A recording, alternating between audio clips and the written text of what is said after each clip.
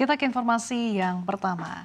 Harga emas logam mulia produksi PT Aneka Tambang TBK akhirnya terbang pada hari ini Kamis 10 April. Di butik emas LM Graha Dipta Pulau Gadung melonjak sebesar Rp69.000.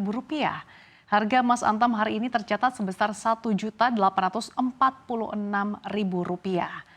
Harga hari ini merupakan rekor baru dan mengalahkan rekor sebelumnya di Rp1.836.000 per gram.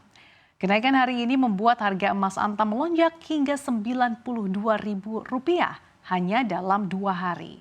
Sementara itu harga buyback atau harga yang digunakan ketika menjual emas kembali pada hari ini berada di posisi Rp1.696.000 per gram atau menguat Rp35.000.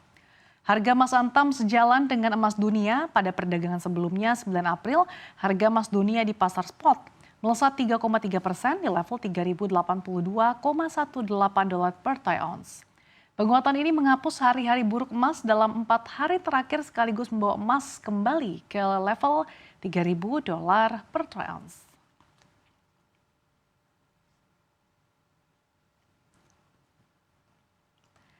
Kita bergeser ke informasi berikutnya.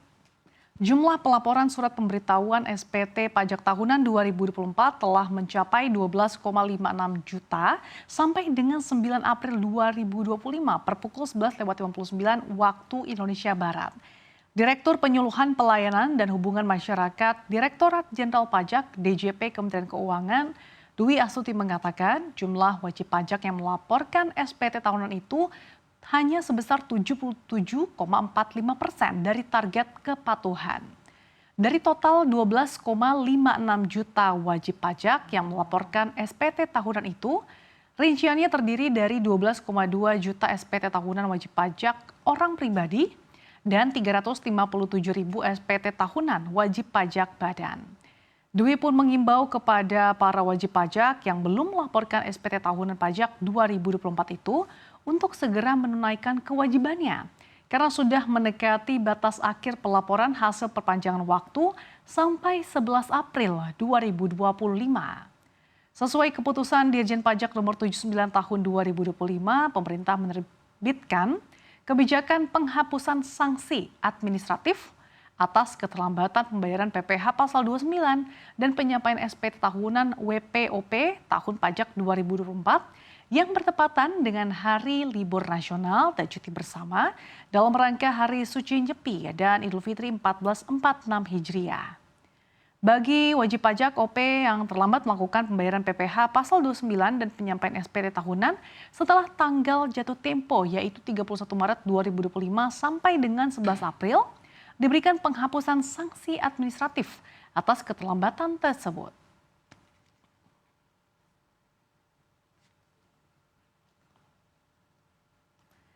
Beralih ke informasi berikutnya, Presiden Prabowo Subianto menyebut upaya perdamaian konflik di Gaza menjadi salah satu bahasan utama saat bertemu dengan Presiden Uni Emirat Arab Mohammed bin Zayed Al Nahyan atau MBZ.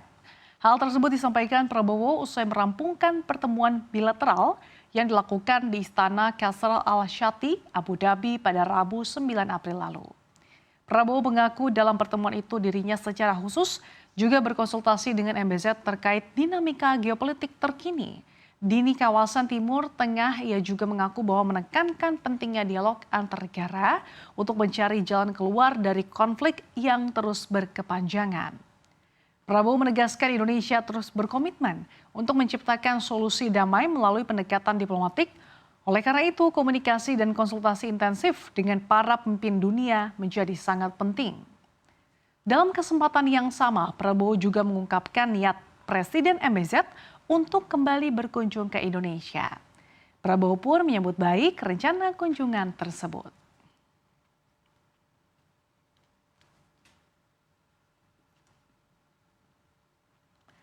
Kita ke informasi hot news yang terakhir. Presiden Prancis Emmanuel Macron bicara kemungkinan Prancis akan mengakui Palestina sebagai negara. Ia mengatakan kepastian pengakuan negara Palestina itu akan diambil pada Juni mendatang. Dilansir AFP, Macron mengatakan Prancis berencana mengakui negara Palestina dalam beberapa bulan dan dapat mengambil langkah pada konferensi PBB di New York bulan Juni mendatang. Hal itu dilakukan untuk menyelesaikan konflik antara Israel dan Palestina. Macron mengatakan alasan ia ingin mengakui Palestina. Dirinya mengatakan ingin berkontribusi dalam dinamika kolektif. Pengakuan tersebut akan memungkinkan Prancis untuk bersikap jelas dalam perjuangan melawan mereka yang menolak hak Israel untuk eksis yang merupakan kasus dengan Iran dan untuk berkomitmen pada keamanan kolektif di kawasan tersebut. Sementara itu, Menteri Luar Negeri Palestina Farsen Agabekian Shanin mengatakan pengakuan Prancis akan menjadi suatu langkah yang baik. Dirinya mengatakan pengakuan ini bisa menjadi solusi penyelesaian konflik.